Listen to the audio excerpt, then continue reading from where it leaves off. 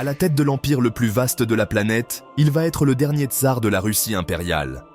Devenu empereur à l'âge de 26 ans, Nicolas II dirige l'Empire russe depuis 1894. 24e tsar de Russie, il va être impuissant face au déclin de la monarchie et à la chute de sa dynastie.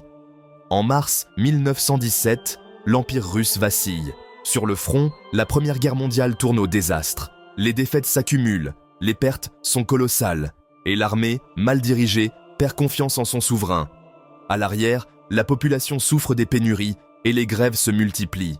La colère gronde dans les rues de Pétrograd. Isolé et mal conseillé, Nicolas II reste aveugle à l'ampleur de la crise. Le tsar a commis une erreur stratégique majeure en prenant personnellement le commandement de l'armée durant la guerre. Pendant son absence, c'est son épouse, la tsarine Alexandra, qui gouverne l'Empire sous l'influence du mystérieux Raspoutine, discréditant encore davantage le régime impérial.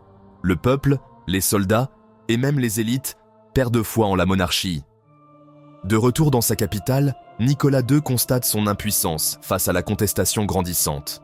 Confronté à la révolution, le tsar abdique sous la pression des militaires et des parlementaires. Il espère alors sauver la monarchie en transmettant le pouvoir à son frère, le grand-duc Michel.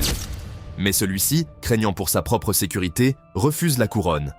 La dynastie Romanov, qui régnait depuis plus de 300 ans, s'effondre en seulement quelques jours. Dès lors, le tsar déchu devient un simple prisonnier.